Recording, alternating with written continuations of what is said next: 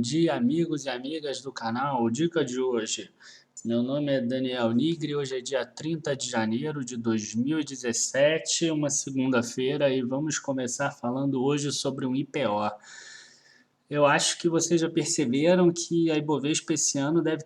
A Bovespa deve ter bastante IPOs. Para quem não sabe, tá? IPO é uma oferta pública inicial. O nome é em inglês, tá? Initial Public Offering. E hoje a gente vai ver aqui a da Hermes Pardini, tá? Não vou dar nenhuma recomendação no final, não é esse o intuito, é só mostrar como se analisa um IPO.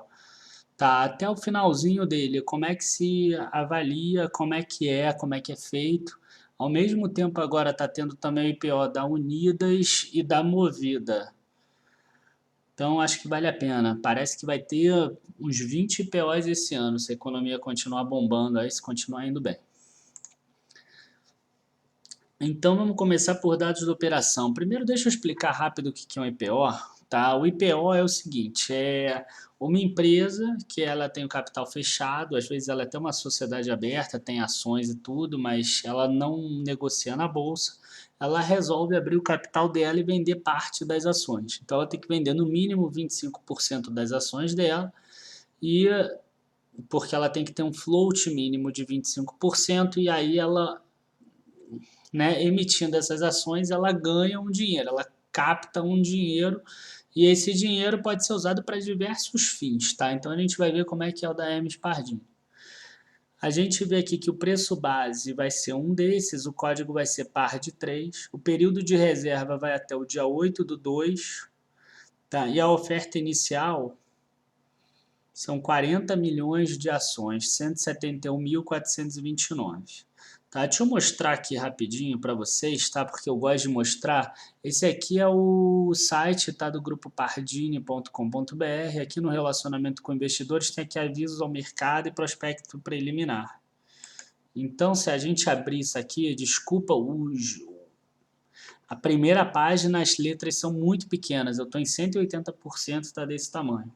Tá, então eles falam tudo aqui, ó, estão realizando uma oferta pública de distribuição primária e secundária, inicialmente 40.171.000 ações.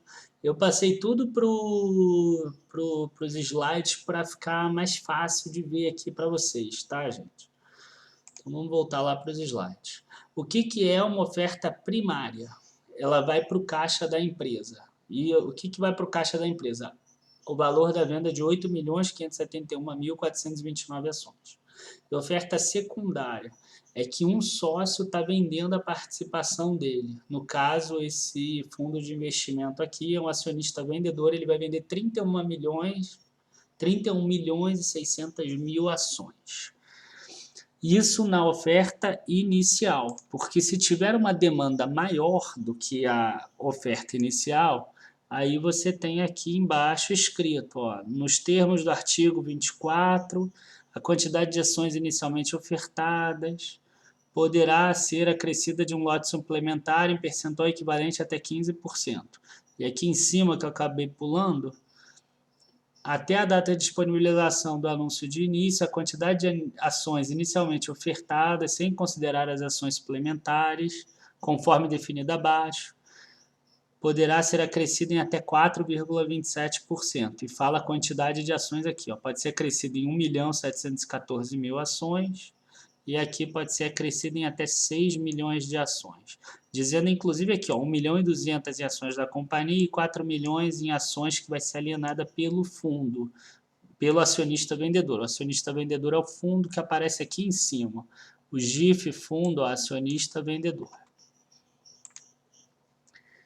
Então, o total de ações que vão poder ser vendidas somando a oferta adicional e a oferta suplementar pode chegar até 47.907.381 ações. Tá? Eu espero que esteja ficando fácil de vocês entenderem.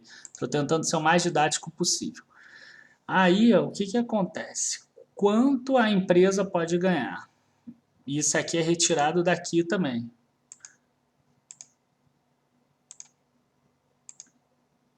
Ó, aqui, ó, tá vendo? Isso aqui seria a oferta inicial. Desculpa pelo tamanho, vocês viram que é pequeno ali. a oferta inicial com preço médio entre 17,50 e 21,50, quer dizer, 19,50. A oferta primária arrecadaria 167 milhões e a oferta secundária vai 616 milhões menos comissão. É importante ressaltar o seguinte, do dinheiro da oferta secundária, nada vai para o caixa da empresa. Isso aqui é para pagar o fundo de investimento, que fez o investimento na empresa e o investimento deu certo ou não, a gente vai ver mais para frente. Isso aqui também tem ali, tudo eu tirei desse documento, tá, gente? Tem a estrutura de capital, que eu acho fundamental a gente ver. A gente vê aqui que tem 3 sócios, tá? Cada um desses sócios tem 0,6% na pessoa física e tem 22,73% em empresas, tá? Participação e gestão de negócios que eles próprios criaram para gerir esse investimento deles. Além disso, esse fundo de investimento em participações que está vendendo, ele tem 30%, ele vai deixar de ter. E aí, todas essas pessoas aqui juntas fazem parte do Instituto Hermes Pardini, que detém isso aqui, ó, 71% na Diagpar Holding, 70% na Digimagem, 61% na Laboratório sei que lá, e 100%, 100%. Entenderam? Então, quer dizer, aqui você tem uma estrutura de capital, você já sabe como é que a empresa funciona, quais são as empresas que ela tem, tá? E aí, a gente vem para cá, tá? Ai, que saco. Aí, vamos lá, página em branco, aqui começa o índice. Aí aqui a gente vai ver um monte de informação aqui que eu vou passar rápido. Considerações sobre estimativas e declarações acerca do futuro. Aqui eles falam algumas coisas que podem dar errado. Mas enfim. Aí aqui é sumário da companhia. Eles falam o histórico da companhia e falam como é que eles trabalham. Hoje eu não vou falar sobre isso, tá? Mas é importante, se alguém quiser entrar, que leia essa parte aqui para saber, né, como é que a companhia funciona.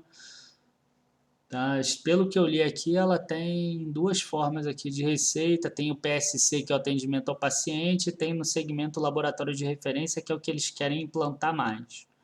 Tá? Ó, aqui fala sobre tudo isso. E aqui é o primeiro caso de indicador financeiro que a gente pode ver. Tá? E aí o que, que acontece aqui nos indicadores financeiros? A gente vê que a receita líquida de prestação de serviços tem subido sempre.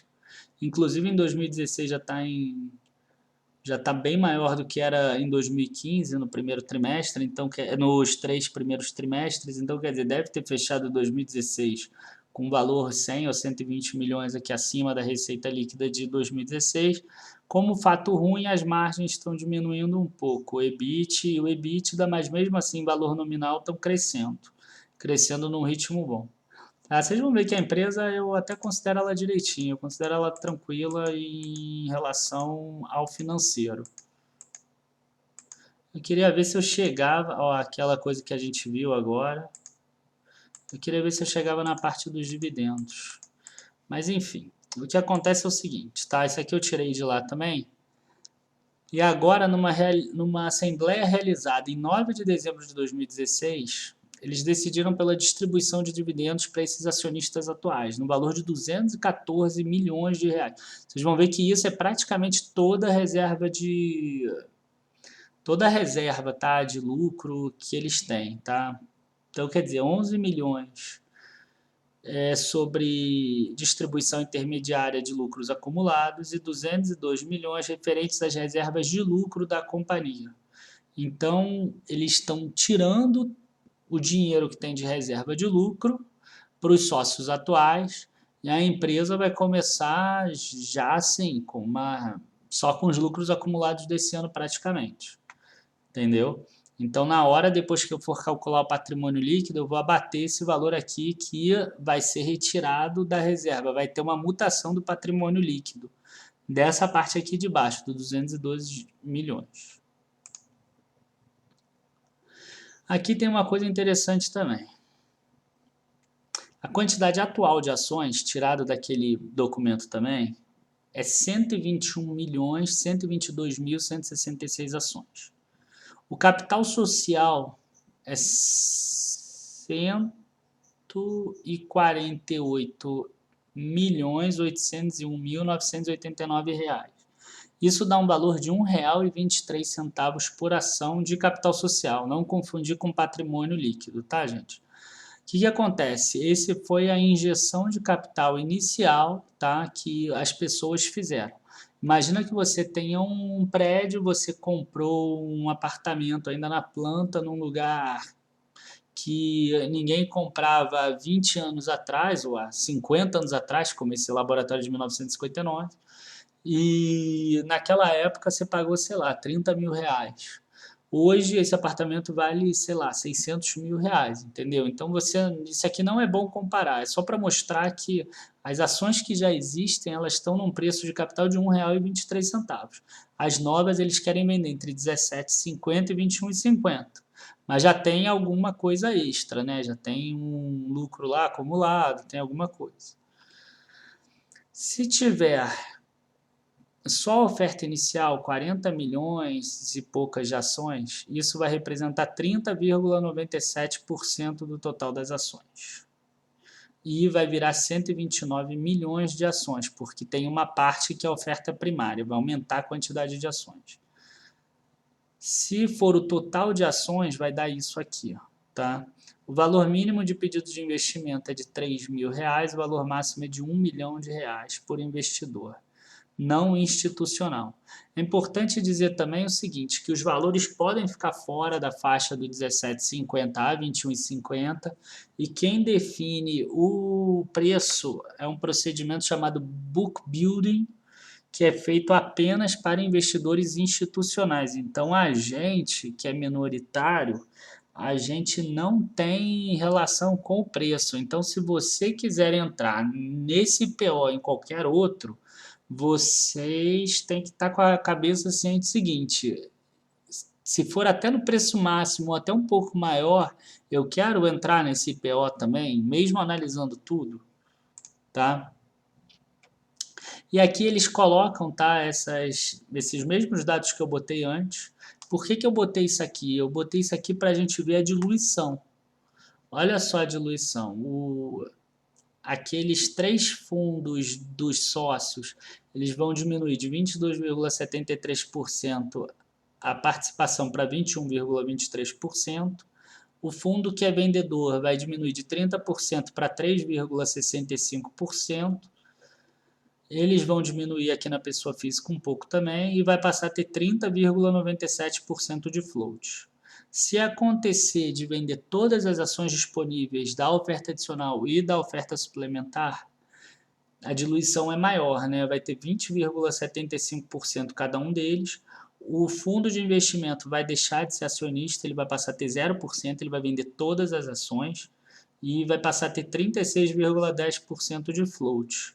Isso aqui seria mais interessante para a empresa como um todo, para a ação dela poder movimentar mais, né? Ter mais float. Aqui é importante ver a utilização dos recursos. Vamos voltar lá no índice. Vamos ver aqui a utilização dos recursos, onde é que está?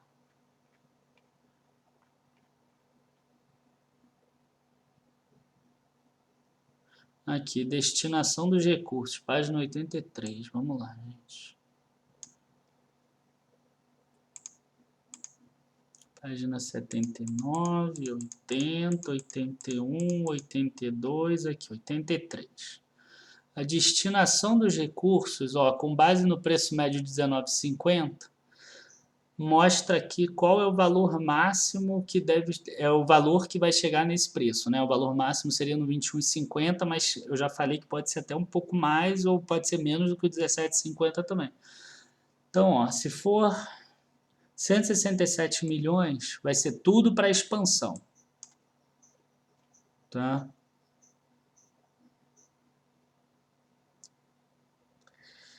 A companhia pretende utilizar os recursos líquidos provenientes da oferta primária para financiar a expansão do seu negócio, que pode ocorrer tanto por meio de aquisições de empresas do setor de medicina diagnóstica, quanto da abertura de novas unidades. Tais recursos serão destinados na seguinte proporção. Então, ó, se for desse jeito é 100%, do outro jeito também 100% para expansão, do outro jeito também 100% para expansão, quer dizer, só com as ofertas suplementares e sem considerar as adicionais e vice-versa. E aqui, considerando tudo, também é só para expansão. Então, todo o dinheiro arrecadado vai ser para expansão, que eu já expliquei antes o que é. Tá? E aqui ó, eles fazem um cálculo mostrando que R$1 a mais ou a menos impacta em 8,6 milhões nos recursos líquidos.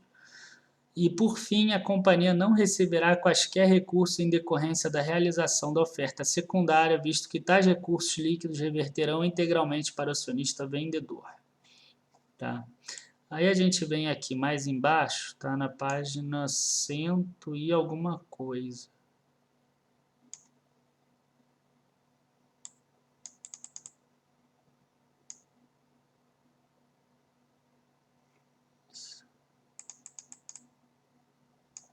Esse é da controladora. Vamos lá, gente. É o seguinte, esse aqui é o patrimônio líquido, tá? Dela, que é a primeira coisa que eu vou pegar para mostrar para vocês. Eu passei para cá porque com essa coisa cortada é bem difícil. Me desculpa também o tamanho que eu tive que rodar, eu não estou conseguindo aumentar isso. Mas aqui o importante é mostrar o seguinte, no dia 30 de 9 de 2016, aqui ó, consolidado, o total do patrimônio líquido é 507 milhões de reais, tá? E reserva de lucros, ó, 216 milhões. Então, quer dizer, 202 milhões dos 216 milhões, os acionistas atuais vão tirar de dividendos antes da oferta, tá? E aí eu fiz uma tabela para isso, tá? É importante mostrar que ó, os empréstimos é 63 milhões mais 30 milhões, ó, 93 milhões só, comparado com 504 milhões, é bem tranquilo, tá? Em relação à empresa em si, se pegar os ativos circulantes, passivos circulantes também, a empresa em si ela não tem muito problema não. E aí, ó, eu fiz essa tabela mostrando aqueles dados iniciais, ó, no 19,50.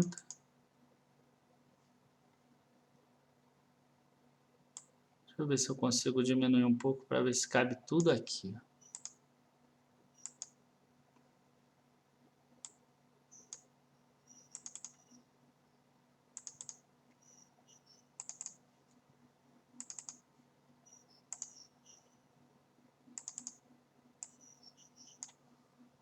Cabe. Bom, o capital social dela hoje vai aumentar para esses valores com as ações que vão entrar, tá? Dependendo se é a oferta só inicial, se é a oferta inicial mais a suplementar, oferta inicial mais adicional ou oferta inicial mais adicional mais a suplementar. Aqui a quantidade de ações, aqui o preço, e aqui embaixo eu simulei com outros preços também. Aí o que a gente tem aqui? O patrimônio líquido, eu diminuí aquele dividendos que eles vão pagar, a parte que é saída da reserva de lucros, e somei o aumento de capital que está tendo, tá? Essa diferença aqui, tem um aumento de capital. Então, o patrimônio líquido que hoje é de 504 milhões, ele vai passar ou para 468 milhões a 527 milhões se o preço for 19,50. Se o preço, por exemplo, for 21,50, vai passar entre 486 milhões e 550 milhões. E se for 17,50, entre 451 milhões e 504 milhões. Tá? E aí, o que a gente tem? A gente tem esse patrimônio líquido, e se a gente pegar esse 19,50 e dividir pelo valor patrimonial por ação, tá? Ou se a gente dividir o valor de mercado pelo patrimônio líquido, a gente vai chegar no preço sobre o valor patrimonial. E a gente tem aqui 5,39 até 4,90 no preço médio, tá, gente? E a gente tem um preço sobre lucro entre 22,60 a 23,12.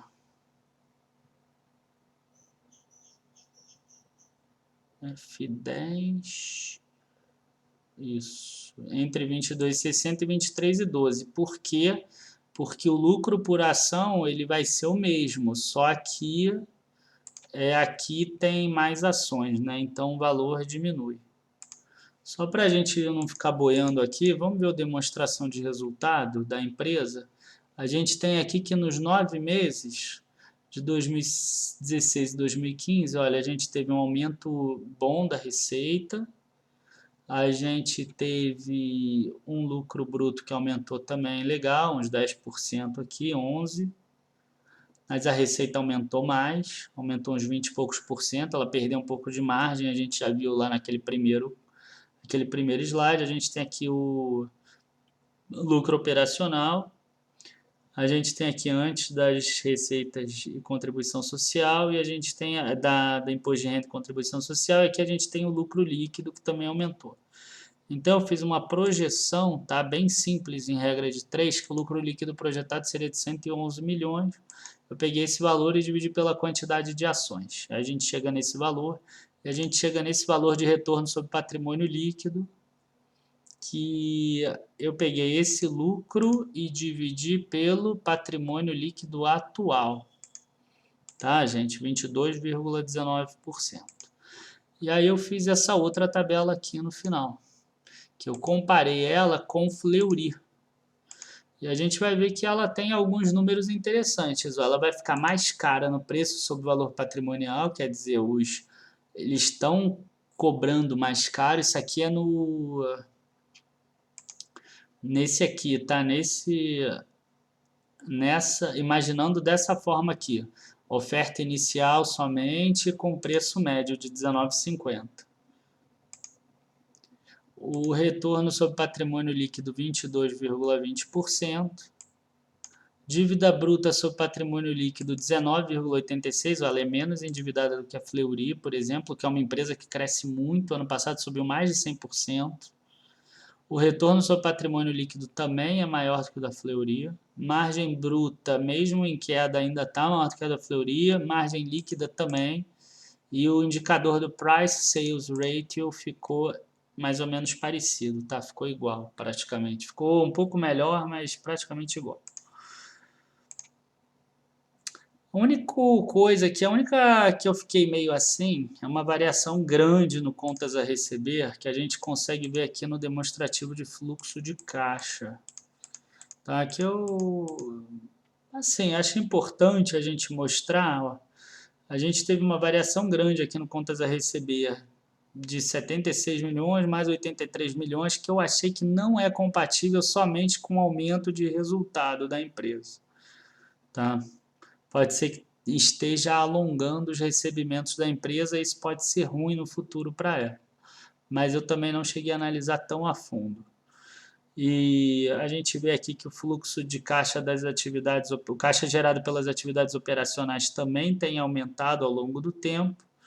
E a gente vê aqui que os investimentos em 2016 ficaram um pouco aquém do que foi em 2015. Mas agora vai ter caixa suficiente para investir bastante em 2017 se esse IPO sair. Enfim, como eu prometi, tá? Isso aqui é uma outra coisa. A outra empresa de laboratórios que abriu capital em 28/10 foi a Aliar. E ela vem caindo desde então, de 19,50, se eu não me engano, para 14. Isso aqui é só para mostrar que nem sempre todos os IPOs dão resultado positivo, tá? Que se vocês olhassem e analisassem a Aliar, vocês vão entender. Não é uma empresa que gera lucro constante como a Fleury e como essa Hermes Pardini parece que gera também. Tá? Então, gente, vocês tomem as decisões de vocês de acordo com o que cada um pensa. É uma empresa que está um pouco cara em relação ao preço sobre valor patrimonial, como vocês viram, mas ela tem um retorno sobre patrimônio líquido grande. Então, ela tem um potencial de crescimento, está muito precificada sim, mas tem um determinado perfil de investidor que gosta desse tipo de empresa. Entendeu? O mesmo tipo de investidor que gosta de, por exemplo, Lojas Renner, que gosta de Ambev, que gosta desse tipo de empresa. São empresas caras, mas que geram lucros consistentes. Então, gente, queria agradecer aí a todos. Desculpa que o vídeo ficou um pouco longo. Como vocês viram, o documento tem 800 e poucas páginas. A gente só pegou, não pegou nem 1% do documento para ver. A gente não viu nem 8 páginas desse documento. Mas dá para ter uma ideia e eu espero que as pessoas tenham pelo menos aprendido, né? Como se vê um IPO, como se analisa, o que é importante a gente analisar, qual a comparação que a gente tem que fazer, procurar as empresas no mesmo setor, ver se o dinheiro vai para a empresa ou se vai para alguém que está vendendo, se é uma oferta primária ou uma oferta secundária. Eu acho que foi bem interessante nesse sentido. Só para terminar, não esqueçam de se inscrever no canal, compartilharem os vídeos, avisarem aos amigos e curtirem também a página no Facebook. Muito obrigado aí a todos pela presença, uma boa noite e bons negócios amanhã. Abraços.